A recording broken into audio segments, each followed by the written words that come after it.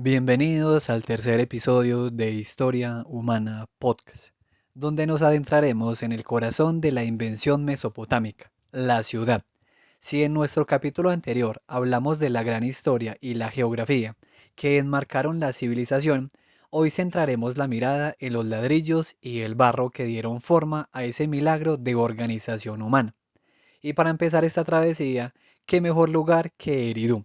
La tradición mesopotámica no la consideraba simplemente una ciudad, sino el Edén, el lugar de la creación y la primera sede de la realeza descendida directamente del cielo.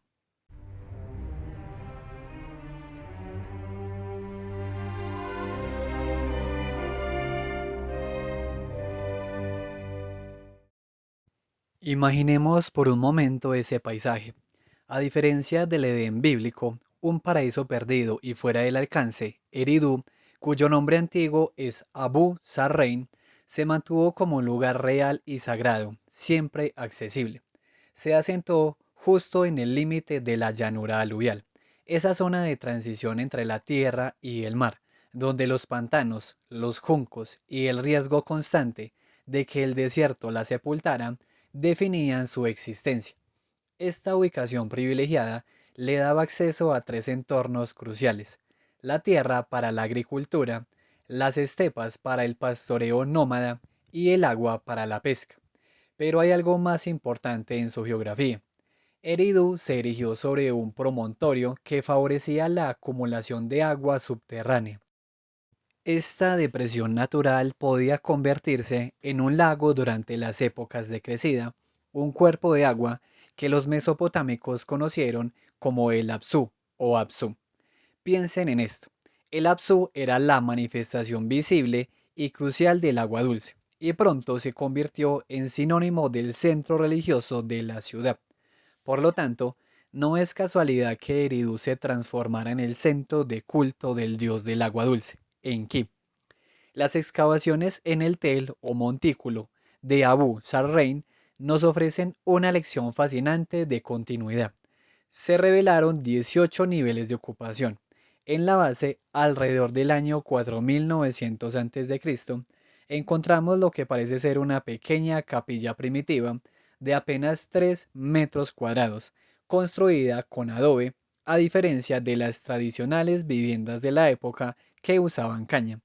Lo asombroso es que durante más de 1000 años, una estructura siguió a otra exactamente en el mismo lugar, construyéndose sobre las ruinas selladas de la anterior. Este proceso de levantar plataformas cada vez más altas convirtió la base del templo en un signo visible de la antigüedad y la continuidad de su fe. Con el tiempo, aquellos templos primitivos evolucionaron, adoptando planos rectangulares con nichos y contrafuertes simétricos, características que usted lo verá se harían habituales en toda la arquitectura mesopotámica. Dentro de estos recintos encontramos algo curioso: una gran cantidad de lo que podríamos llamar basura común, espinas de pescado y huesos de animales pequeños. Lejos de ser un descuido, este hallazgo sugiere que el consumo de pescado era una parte importante de las actividades ceremoniales que allí tenían lugar.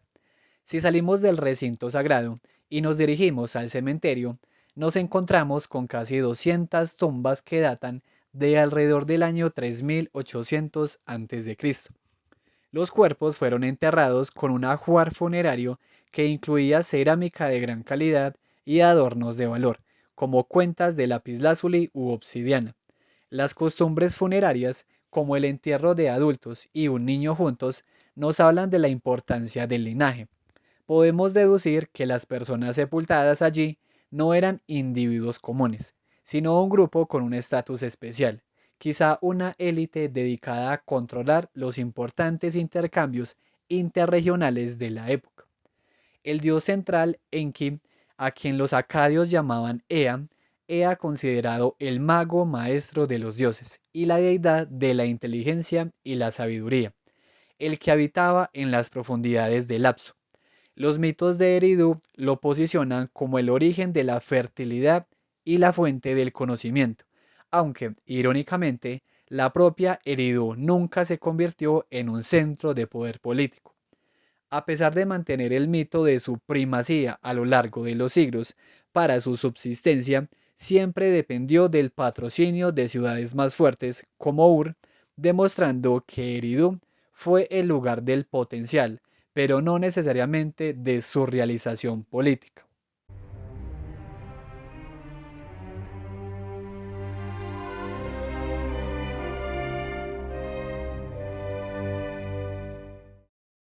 Ahora, después de visitar la venerable y sagrada Eridu, debemos dirigir nuestra atención a la ciudad que la superó por completo en escala e influencia, Uruk, la moderna Huarca, que algunos debaten si debe considerarse la verdadera madre de las ciudades. De un vistazo, la diferencia es abrumadora. El yacimiento de Uruk es inmenso, con un cerco de murallas de casi 10 kilómetros de circunferencia, una escala que desafía lo que se había conocido hasta entonces. La fase que sigue al periodo Ubaid es conocida justamente como el periodo Uruk, alrededor de 4000 a 3200 a.C. Esta etapa no es solo un avance cronológico, sino una fase cultural distinta que se extendió por una amplia área en el antiguo Próximo Oriente. Uruk fue el único gran centro urbano de aquel cuarto milenio, llegando a cubrir unas 550 hectáreas en su apogeo. Su crecimiento fue explosivo y para muchos expertos es el ejemplo más sorprendente del urbanismo, la invención social más destacable de Mesopotamia. Hablemos claro, este crecimiento colosal fue posible gracias al potencial del suelo aluvial, que garantizaba la producción de excedentes agrícolas y a la necesidad de una cooperación estricta para controlar las complejas vías fluviales. El trabajo de construcción en Uruk se concentró en dos grandes montículos, Eana, el área más antigua dedicada a la diosa Inanna, y Kuyab, para el dios cielo, Oan. La arquitectura monumental aquí se inició en la fase media de Uruk, alrededor del año 3400 a.C. Si en Eridu observamos continuidad, aquí vemos experimentación. Los arquitectos de Uruk mostraron una gran diversidad en sus planos, utilizando nuevos materiales como la caliza, el hormigón y ladrillos delgados, además del adobe tradicional. Estos no eran meros templos o casas, eran espacios públicos bien planificados. La decoración favorita eran los mosaicos formados por miles de pequeños conos de cerámica o piedra de colores, incrustados en las paredes. Pero, ¿qué nos dice la arqueología sobre los valores de esta gente? Una característica distintiva en Eana era la destrucción y reconstrucción periódica e intencional de los conjuntos arquitectónicos. No era un abandono casual, sino un acto deliberado. Se enterraban y sellaban las estructuras previas junto con su contenido, que incluía objetos de lujo y cotidianos. Esto se interpreta como un ritual, una forma de preservar lo sagrado y afirmar los valores públicos de la comunidad, permitiendo simbólicamente un nuevo inicio para la ciudad. El éxito de Uruk no habría sido posible sin la invención de herramientas administrativas. Esta ciudad es de hecho la cuna de la burocracia y la escritura. El primer invento crucial fue el sello cilíndrico, creado alrededor del año 3600 a.C.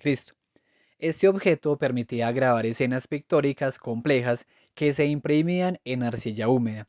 Su función, identificar a funcionarios e instituciones en las transacciones. Segundo, y más importante, la escritura, un sistema pictográfico arcaico. Las tablillas de arcilla se utilizaban inicialmente para el almacenamiento de información puramente administrativa, recibos, raciones, cuentas. Este sistema de notación era el preferido en el contexto multicultural de Uruk, pues permitía la comunicación más allá de la barrera de los idiomas. Una de las piezas más importantes que ilustra esta organización es el vaso de Huarca, una pieza de alabastro que muestra cuatro bandas de bajorrelieves. En esta obra usted puede ver una procesión de hombres desnudos y afeitados, llevando vasijas con productos agrícolas hacia una figura femenina, la diosa Inanna. Este relieve es una representación majestuosa que celebra la agricultura y la meticulosa distribución de recursos, mostrándonos la organización económica de Uruk en todo su esplendor. Si hablamos de la sociedad, Uruk se considera la primera organización estatal, aunque la naturaleza de su gobernanza sigue siendo debatida. Algunos expertos la ven como una forma de estado del bienestar primitivo, basado en el trabajo corporativo y el consumo corporativo, donde las decisiones y la distribución de bienes eran gestionadas por un grupo selecto. Otros, en cambio, la perciben como una sociedad claramente jerárquica gobernada por una élite.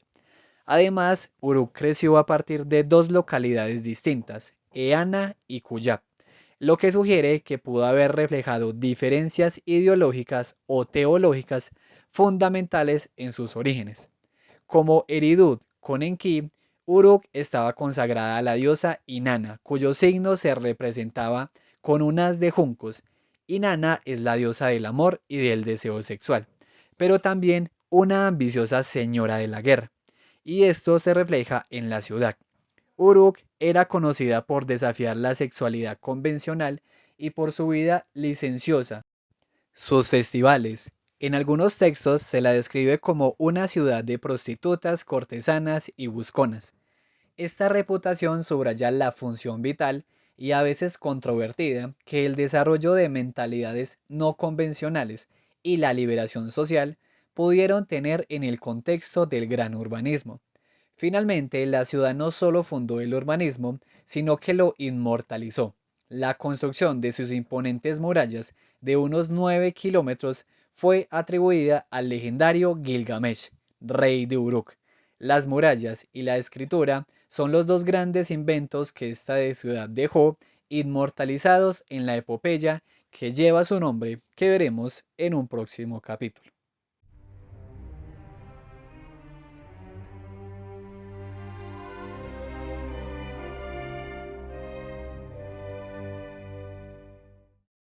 Ahora, después de este periodo de innovación y crecimiento explosivo en Uruk, es momento de que dirijamos nuestra atención a otra ciudad fundamental que, aunque contemporánea, ofrecía un modelo de urbanismo diferente, Shuruppak. Usted puede encontrarla identificada con el yacimiento moderno de Fara, situado en el centro de la Baja Mesopotamia, justo entre Uruk y Nippur. Su importancia no residió en un dominio político duradero, sino en el inmenso legado textual que nos dejó durante su apogeo. Churupac existió durante casi un milenio a lo largo del tercer milenio antes de Cristo. Su crecimiento más explosivo ocurrió en el periodo protodinástico I, alrededor del 3000 al 2750 a.C. Su prosperidad fue impulsada por una posición estratégica envidiable. No solo se encontraba cerca del río Éufrates, sino también en el punto de nacimiento de 4 cauces fluviales, lo que le permitía un control crucial de las vías de comunicación. Alcanzó su máxima extensión, unas 100 hectáreas, al final del Protodinástico III, un periodo que los arqueólogos conocen como la época Fara. Esta época concluyó con un gran desastre, un incendio masivo que, si bien fue catastrófico para sus habitantes, resultó ser una bendición para nosotros, los historiadores.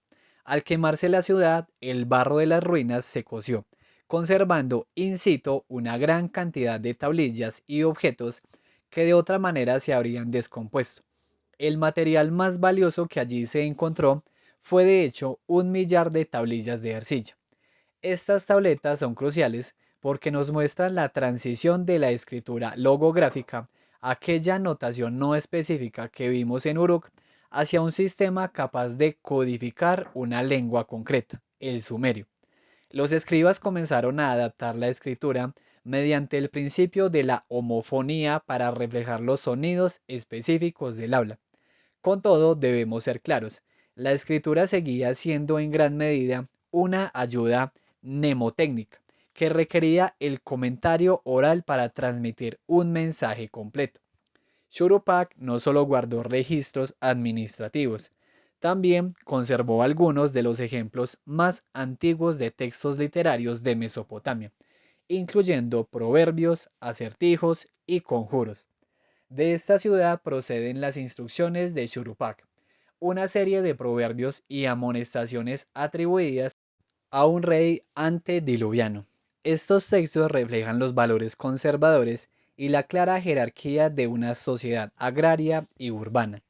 Es evidente que la ciudad era un centro de formación de escribas, un eduba, como demuestran las tablillas de ejercicios y las listas de vocabulario y terminología léxica que se utilizaban para la enseñanza. La ciudad no era un pequeño poblado agrario. Su administración central gestionaba grandes extensiones de tierra y empleaba a miles de personas. Los textos sugieren que Shuruppak era el eje de una alianza de 6 ciudades sumerias, que incluía a la propia Uruk y a Nippur, las cuales cooperaban e incluso compartían recursos y mano de obra. Lamentablemente, la caída de Shuruppak fue repentina, probablemente a manos de una ciudad rival, quizá Ur. Este colapso supuso la ruptura de aquella importante alianza y la intensificación de los conflictos entre las ciudades-estado. Pero la fama de Shuruppak, su verdadero legado imperecedero, no reside en su política o su escritura, sino en su asociación con el héroe del diluvio, a quien conocemos como Utnapishtim o Atrahasis. El relato épico narra el diluvio como un castigo divino al ruido ensordecedor de la humanidad. Y lo más fascinante es que la arqueología parece corroborar esta tradición. Se encontró un claro nivel de inundación, una capa de cieno que separa los niveles anteriores a la gran catástrofe. Piensa en esta idea. La ciudad, cuyo legado textual codificó la lengua sumeria, también conservó el relato de la destrucción total.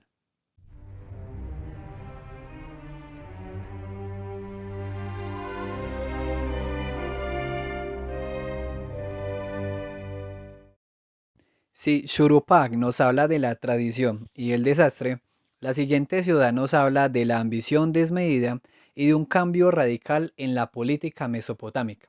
Hablamos de Akkad, sin duda una de las ciudades más famosas de Mesopotamia, aunque de forma irónica, es también la ciudad invisible, ya que hasta el día de hoy no se ha identificado ni excavado su yacimiento. Todo lo que sabemos de su existencia y su gloria nos llega a través de una rica tradición literaria, inscripciones reales y, por supuesto, los títulos de sus monarcas. Akkad fue fundada por Sargón alrededor del año 2340 a.C. Él no solo fundó una ciudad, sino que se convirtió en el primer rey en crear una entidad política suprarregional, un verdadero imperio que abarcó todo Sumer y Akkad, y que se jactaba de extenderse hasta los 4 confines del mundo. La superioridad militar de Sargón fue clave. Él mismo afirmaba haber luchado en 34 batallas para consolidar su poder. El relato de su ascenso, desde un origen humilde hasta la cúspide del poder, fue utilizado como una herramienta de propaganda magistral para legitimar su gobierno, presentándolo como un destino decretado por los propios dioses. Se cree que Akkad se ubicaba en la región norte de Kish, probablemente cerca del río Diyala. Esta ubicación era estratégica, ofreciéndole ventajas de comunicación y acceso directo a las rutas comerciales, lo cual fue crucial para la prosperidad del naciente imperio. Lo fundamental aquí es la diferencia en función. A diferencia de las ciudades-estado sumerias, Akkad fue la primera en funcionar como una verdadera capital de un estado centralizado. Este nuevo estado trajo innovaciones culturales. El imperio de Akkad adoptó una forma de escritura cuneiforme más silábica, que era mucho más adecuada para transcribir la lengua acadia, la semítica, lo cual contrastaba con el predominio del sumerio en el sur. Aunque Sargón usó ambos idiomas en sus inscripciones, su gobierno promovió a sus propios hombres, los hombres de Akkad, a puestos administrativos, marcando un cambio cultural decisivo. La monarquía acadia marcó también un quiebre en la ideología del poder. Sargón adoptó el título ambicioso de Sar Kisatim, que significa rey del universo, jugando con el antiguo título de rey de Kish. Su nieto, Naram-Sin, llevó esta individualización del poder al extremo. Tras sofocar una gran rebelión, Naram-Sin tomó la decisión sin precedentes de divinizarse. Su nombre se escribía con el determinativo divino y Akkad se convirtió en una ciudad sagrada al ser la sede de un rey dios. El arte acadio reflejó este nuevo paradigma de poder. Se caracterizó por una grandiosidad y por la representación del rey como la figura central y dominante, destacada por su tamaño y su naturaleza sobrehumana. Para que usted se haga una idea, la famosa estela de Naram-Sin lo muestra portando una corona con cuernos, un símbolo que hasta entonces estaba reservado exclusivamente para los dioses. Sin embargo, el poder absoluto no es eterno. Tras la muerte de Naram-Sin, la estabilidad del Estado se desmoronó. La tradición posterior en composiciones como la sumeria, la maldición de Agade, atribuyó la caída de Akan a la ibris, la soberbia de Naram-Sin, específicamente por el acto sacrílego de destruir y saquear el templo principal del dios Enlil en Nippur. El castigo divino se manifestó a través de la invasión de los Guti, un pueblo de las montañas sagros, descritos por las fuentes como bárbaros y subversivos. El recuerdo de Akkad, no obstante, perduró durante siglos como un paradigma de la realeza y el poder, siendo utilizado por gobernantes posteriores para meditar sobre la historia, el ascenso y la decadencia de los grandes imperios. Si Akkad representa el apogeo del poder centralizado y luego su trágica caída, nuestra próxima parada nos mostrará cómo el poder regresó al sur, creando una síntesis cultural entre el legado de Sargón y la tradición sumeria. Hablemos de Ur, la moderna Tel al-Muqayyar, un centro de inmensa importancia cuyos orígenes se remontan incluso al periodo Ubaid. Su posición geográfica era sumamente favorable. Se erigió cerca de un brazo lateral del río Éufrates que le daba acceso directo al mar y a las importantes vías fluviales. Esta ubicación fue crucial para su tráfico marítimo y su gran prosperidad económica. El trabajo de exploración en Ur, liderado por Sir Leonard Woolley entre 1920 y el 34, reveló una ocupación humana que se extendió desde el año 5000 hasta el 500 a.C. Un hallazgo controvertido de Woolley fue una gruesa capa de cieno que separaba los estratos Ubaid de los sumerios posteriores, que él interpretó como evidencia de la leyenda sumeria del diluvio. Reconoció, sin embargo, que debió tratarse de un fenómeno local, pero su descubrimiento avivó las historias que, como usted sabe, inspiraron el relato de Noé. El descubrimiento más espectacular de Ur fueron sin duda las 16 tumbas reales que datan de mediados del tercer milenio. Imagine verdaderas cámaras subterráneas construidas con ladrillos y piedra, cuyo ajuar funerario era asombroso. Hallazgos de oro, plata, bronce y el preciado lapislázuli, importado desde regiones lejanas. Una de estas tumbas pertenecía a la reina Pu-Abi, identificada gracias a su sello personal de lapislázuli. Pero el hallazgo que ha generado más debate es la presencia de cuerpos de hombres y mujeres ricamente ataviados junto al cuerpo principal en varias tumbas. Woolley los interpretó como sirvientes o víctimas de un sacrificio, que pudo haber sido voluntario o estar relacionado con un ritual de matrimonio sagrado. Lo que sí es claro es el alto estatus ritual y político que gozaban las mujeres de esta élite, identificadas con el título de Nin. Las murallas de la ciudad, construidas en este periodo protodinástico, utilizaban el ladrillo plano convexo, que es un sello distintivo de esta arquitectura temprana. Ur alcanzó su máximo esplendor durante la tercera dinastía de Ur, aproximadamente entre los años 1113 y 2004 a.C. Este fue un imperio próspero que abarcó todo Sumer y Akkad, manteniéndose unido por un ejército de funcionarios y un estricto control burocrático, documentado en decenas de miles de tablillas que se conservan. El monumento emblemático de este periodo es el Sigurat, construido por el rey Ur-Nammu y finalizado por su hijo Sulhi.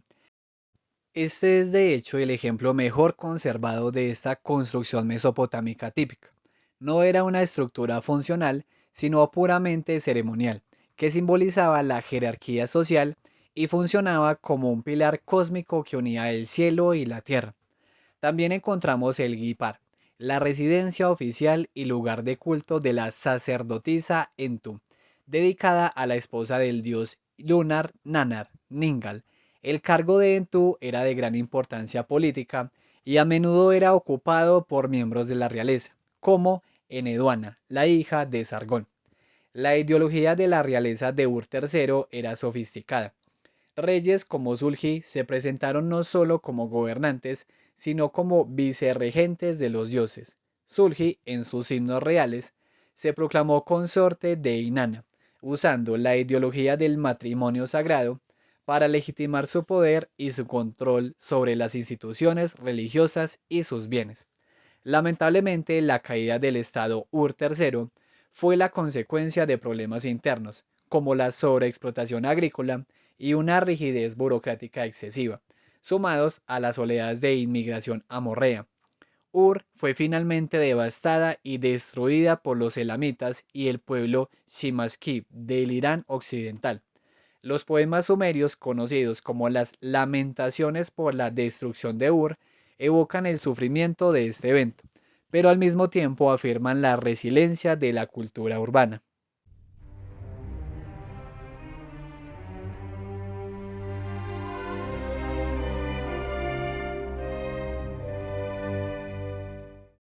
Si Ur fue el centro del poder económico y militar, Nippur, la moderna Nífer, fue la indiscutible sede del poder ideológico y espiritual. Ubicada en el centro de la llanura babilónica, su posición era crucial, aunque dependía de forma precaria de las fluctuaciones del río Éufrates. La ciudad fue habitada desde el periodo Ubaid y creció hasta su máxima extensión, unas 135 hectáreas, durante el periodo Ur III. Su historia nos habla de resiliencia. Sufrió un abandono total alrededor del año 1720 a.C. debido a problemas con el suministro de agua. Sin embargo, fue revivida una y otra vez por reyes casitas, asirios y neobabilonios, quienes la consideraban un centro de prestigio que merecía su patrocinio real. Debido a su importancia política y religiosa, su población era notablemente cosmopolita, incluyendo grandes grupos de exiliados deportados como griegos, frigios y naturales de Judea. Nippur nunca fue una capital política. Su importancia se derivaba de su singular neutralidad política y su función como centro religioso y ceremonial capaz de legitimar la realeza sobre todo Sumer y Akkad. La deidad principal era Enlil, cuyo templo, el Ekur, era el más sagrado. La ideología de la realeza era estricta. Solo Enlil tenía la autoridad de ratificar el poder del gobernante. Este prestigio hizo de Nippur un destino de peregrinación, un lugar de arbitraje para decisiones políticas y legales, y le garantizó exención de impuestos y servicios. Otros templos importantes incluían el de Inanna y el de Ninurta, el hijo de Enlil, que era el dios de la agricultura y la tormenta. Los mitos como el retorno de Ninurta, que lo describen celebrando sus victorias militares, nos ilustran la tensión existente entre el poder militar del hijo y la autoridad suprema de su padre. Además de su función religiosa, Nippur fue un inmenso centro de conocimiento, que muchos han comparado con una especie de Oxford o Cambridge mesopotámica. Las excavaciones en la ciudad revelaron 30.000 tablillas cuneiformes, incluyendo la mayor colección conocida de textos literarios, obras de referencia léxicas y enciclopédicas. El barrio de los escribas contenía numerosas casas que funcionaban como escuelas o edubá, floreciendo especialmente en el periodo babilónico antiguo. El plan de estudios de estas escuelas se basaba en la competencia bilingüe, es decir, en el dominio tanto del sumerio como del acadio. La reputación de la ciudad por la astucia de sus habitantes se refleja en cuentos populares como El pobre de Nippur, donde un ciudadano ordinario logra triunfar sobre el alcalde mediante el ingenio. Nippur conservó su tradición de erudición y su importancia ceremonial hasta el final de la era mesopotámica, manteniéndose como un lugar de sabiduría incluso cuando el poder político la había abandonado por completo. Si Nippur se mantuvo como un centro ideológico inamovible, nuestra mirada ahora se dirige a la ciudad que la sustituyó como centro neurálgico del poder y del comercio, Sipar, la ciudad del sol y de los negocios. Sipar se ubicaba a unos 20 kilómetros al sur de Bagdad, en un punto geográfico crucial donde el río Éufrates y el Tigris estaban muy próximos. Esta situación la convirtió en un importante centro de intercambio y comercio, disfrutando de una posición central para el tránsito fluvial y el acceso a rutas hacia Asiria, Gesirá y el Éufrates Medio. La tradición mesopotámica consideraba a Sipar como una de las ciudades más antiguas, incluso el origen de una dinastía antediluviana.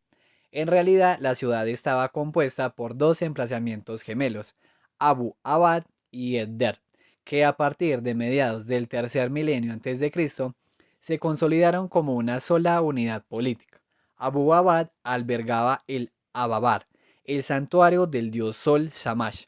Por su parte, Edder albergaba al El Ulmash, el templo de la diosa Anunitu. Las excavaciones sistemáticas han sido limitadas, por lo que la gran parte de nuestra información proviene de las 50.000 tablillas cuneiformes que se hallaron a finales del siglo XIX. Sipar alcanzó su máximo crecimiento durante el reinado de Hammurabi, quien la restauró y reforzó sus murallas. Los reyes de Babilonia promovieron a Sipar como un centro religioso similar a Nippur y ejercieron un control directo sobre la ciudad y sus instituciones mediante funcionarios reales. El gobierno local, que en un principio había sido ejercido por un consejo de ancianos, pasó a ser controlado por representantes del Carum o el barrio mercantil. Piensen en esto como si la Cámara de Comercio tomara el control del gobierno local. El comercio de artículos de lujo, como el estaño, los perfumes y los vinos, era una empresa lucrativa, aunque siempre sujeta al control gubernamental y a los impuestos. El culto al dios Sol Shamash o Utu en sumerio era central, pues esta deidad era considerada el juez supremo y el árbitro de la justicia. El himno de Shamash lo alaba como defensor de los valores morales y la justicia social, protegiendo a los débiles y castigando a los jueces corruptos y a los mercaderes deshonestos. Es lógico, por lo tanto, que Shamash fuera también el patrón de viajeros y mercaderes. Su templo, el Ebabar, era el santuario más rico de Sipar en este periodo. El yacimiento de Sipar es especialmente conocido por el gagum, una especie de claustro o recinto, y por las mujeres naditu. Estas mujeres, a menudo provenientes de familias acomodadas o de la realeza, se dedicaban al culto de Shamash. Se les prohibía casarse o tener hijos, lo cual se consideraba un acto de control demográfico de la élite. Los naditu vivían recluidas, pero no eran pasivas. Administraban su herencia y su deber principal era el caribdum, o la oración perpetua por sus familias y el rey. Pero además eran astutas mujeres de negocios que invertían activamente en la economía de la ciudad. Imaginen a un grupo de monjas medievales que en lugar de hilar lana, invierten en préstamos e hipotecas. Sipar sufrió varios reveses, incluido un saqueo hitita y la devastación causada por tribus arameas y suto, que interrumpieron el culto durante un siglo. Se recuperó, pero volvió a ser un objetivo durante las guerras asirias babilónicas, sufriendo el secuestro de la estatua de Shamash por el rey Sennacherib. Sipar tuvo una última edad de oro en el siglo VI a.C., cuando el rey neobabilónico Nabodino restauró el Ebabar e intentó revivir la institución de las Naditu. Sin embargo, en el 539 a.C., Ciro II de Persia tomó Sipar sin resistencia, marcando el fin de la independencia de Babilonia. Si Sipar fue la puerta comercial del sur para Babilonia, nuestra última ciudad en este recorrido se convirtió en el eje del comercio del norte. Hablemos de Asur, la moderna Calat Cercat, construida sobre un acantilado de roca caliza junto al río Tigris, Gozaba de una posición naturalmente protegida y estratégica en la Alta Mesopotamia. Las excavaciones sistemáticas realizadas a principios del siglo XX revelaron que los restos más tempranos de Assur datan del periodo protodinástico tercero, con un templo arcaico de Istar. El lugar pasó a llamarse Assur en el periodo acadio y el culto a la deidad femenina Istar fue fundamental, siendo reconstruido por un gobernador de Ur III y dedicado a Istar Asurito. A principios del segundo milenio antes de Cristo, Assur se transformó en una próspera ciudad de negocios. Este periodo, el asirio antiguo, lo conocemos gracias a unas 16.000 tablillas cuneiformes descubiertas no en Assur, sino en la colonia comercial asiria o Karun de Kultepe en Anatolia. Piensen en este comercio como una especie de red mafiosa pero legal. Los mercaderes asirios que trabajaban en empresas privadas exportaban el valioso estaño, vital para la producción de bronce, y tejidos de lujo a Anatolia, a cambio de plata y oro, obteniendo grandes beneficios. Los reyes de Assur fomentaron este comercio, garantizando la libertad, entre comillas, de los mercaderes y eximiéndolos de impuestos. En cuanto al gobierno, la ciudad estaba administrada de forma anual. El Consejo de Líderes Mercantiles, conocido como la ciudad, regulaba la política comercial y los impuestos. El gobernante denominado Isi Akun o gobernador del dios Azur tenía un rol complementario, siendo responsable de las obras públicas, la judicatura y los ritos ceremoniales. Además, el año se nombraba en honor a un alto oficial elegido anualmente llamado Limo o epónimo. El rey amorreo Samsi Adad I usurpó el control, expandió el territorio y adoptó el ambicioso título de Sar Kisati, rey del universo, aunque enfrentó resistencia por parte de la nobleza local. Este rey, aunque expandió el poder, dedicó el principal santuario al dios babilónico Enlil, un acto que fue considerado ilegítimo por los gobernantes asirios posteriores. Bajo Assur-Ubaid I, Asiria se consolidó como una potencia mundial y el imperio neoasirio comenzó a expandirse. Assur dejó de ser la capital política cuando Assur-Nasirpal II trasladó la corte a Kalal, en Nimrud. Sin embargo, Assur mantuvo su prestigio como ciudad sagrada, siendo el principal centro religioso oficial del imperio. Era el lugar donde se celebraban los ritos cruciales de la realeza, como las coronaciones y los festivales, y también el lugar de sepultura de los monarcas asirios. Assur se convirtió en un importante centro de conocimiento, con numerosas colecciones de tablillas que incluían archivos y bibliotecas privadas con textos de referencia, rituales y literatura. Por ello se ganó el título de Al-Nepeki, o ciudad de sabiduría. El dios epónimo Assur carece de una personalidad clara en los mitos, pero se le atribuyeron los poderes de otras deidades, convirtiéndose en el foco y la personificación de la identidad asiria. Lamentablemente, a pesar de su importancia ceremonial, la ciudad fue destruida por los medos y babilonios en el 614 a.C. Aunque el emplazamiento fue habitado por los partos en siglos posteriores, nunca recuperó su importancia como capital. Si hemos hablado de centros sagrados y ejes comerciales, nuestra penúltima parada, Nínive, nos muestra a la ciudad como un cuartel general militar y una expresión de poderío tecnológico y arrogancia imperial. La moderna Cuyongil, actualmente cerca de Mosul, fue una de las capitales más importantes del imperio neoasirio y se distinguió por su breve pero intenso periodo de gloria y su posterior y trágica caída. Ubicada en el corazón de Asiria, sobre un terreno fértil cerca del río Tigris, gozaba de una posición estratégica crucial para las rutas que abastecían a todo el Próximo Oriente. El montículo principal de Kuyun-Hit mide casi 2 kilómetros de longitud. Los cimientos del templo de Istar en Nínive revelaron una ocupación continua desde el sexto milenio antes de Cristo, siendo un lugar importante ya en el periodo Uruk tardío. El culto a la diosa Istar prosperó aquí durante el periodo asirio medio, con reyes como Assur-Ubayid I, que contribuyeron a la reconstrucción de su templo tras los daños causados por terremotos. Aunque Nínive ya había sido un centro importante, su grandeza se disparó cuando el rey Sennacherib la eligió como la última capital oficial del imperio.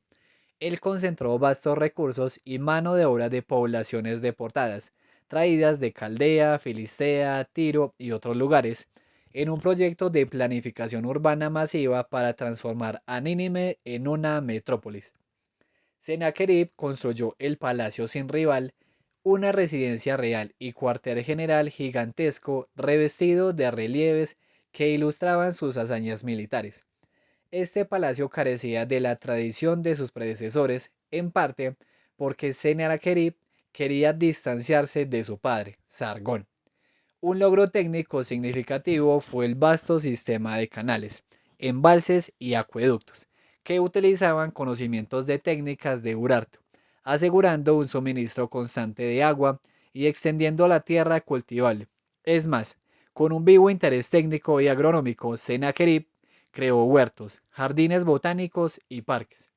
Piense en un oasis tecnificado. Incluso creó un cañaveral pantanoso poblado con fauna, buscando una síntesis de paisajes ajenos a la alta Mesopotamia. De hecho, es probable que los famosos jardines colgantes de Babilonia se refieran en realidad a estos complejos sistemas de plantación en Nínive. En cuanto a la defensa, Sennacherib construyó murallas de 12 kilómetros de longitud, con 18 puertas monumentales, y fortificó la ciudadela y el palacio. Nínive era, por necesidad, una ciudad cosmopolita y multiétnica, resultando directo de la política asiria de deportación. El arte de Nínive era una herramienta de propaganda. Los relieves de palacio inmortalizaron el poder asirio, mostrando la maquinaria de guerra y las consecuencias de la rebelión con un realismo y un sentido dramático únicos. Las famosas escenas de caza de leones en los relieves de Asurbanipal simbolizaban la función ancestral del rey de proteger a sus súbditos del mal. Y hablando de Asurbanipal, él no solo fue rey, sino también un erudito. Pudo haber recibido una formación sacerdotal o de alto funcionario y se enorgulleció de su gran colección de tablillas, lo que hoy conocemos como la Biblioteca de Asurbanipal. Esta fue la colección más completa de literatura cuneiforme y saber mesopotámico que se conoce.